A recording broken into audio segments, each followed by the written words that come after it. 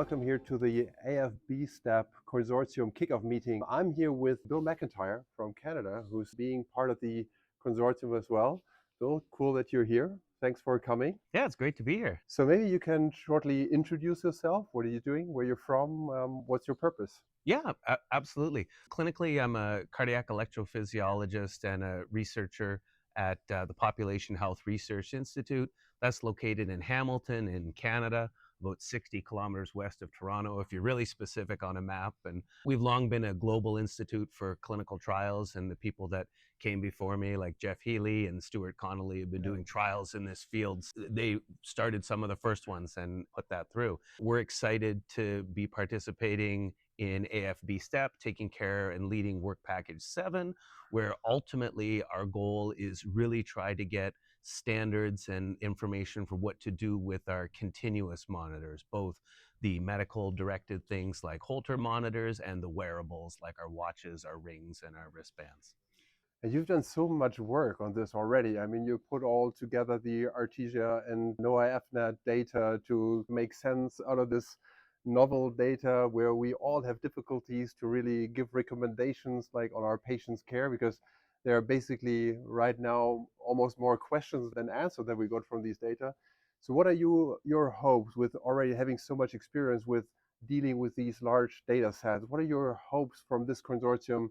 What specific problems that we have right now analyzing these data can be solved by this consortium? That's a great question. You know, I was fortunate enough to do a lot of my research training working on the ARTESiA trial, and we're very grateful at 𝗵𝗁i that Dr. Kirchhoff and the team in Hamburg have been so collaborative to bring ARTESiA and NOAA together a couple of times to answer some questions. And we're working on some more things, right? And I think there's two big takeaways from these pacemaker-detected atrial fibrillation trials is one, that oral anticoagulation does reduce stroke.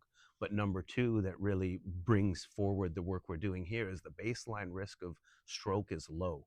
And what I hope that we can get by bringing all of our great data together here in AFB-STEP and doing work on it, bringing opinions in, is that when we get outputs for any given patient about what their burden is of atrial fibrillation, if we know other things about them, maybe their age, their classic risk factors like their 𝗪𝗏𝗏 score, maybe even plugging in their genetics, then we can get a risk profile for patients. And that's what we've actually heard from the patient partners here, is that we're thinking, hey, the physicians, burden, and they want to know what is my risk? Am I red? Am I green? Am I yellow? Am I going up? Am I going down? And what we really want to be able to do is get something that's clinically actionable for every given patient. And I think that we've got the data, we've got the skills, we've got the people, we've got the stakeholders. I think that we've assembled everything that will allow us to eventually get there. Yeah, that's an interesting point. I mean, you were mentioning the patients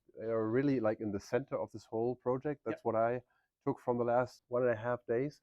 But at the same time, I mean, there are so many different stakeholders here. I mean, you've been involved in so many consortia as well.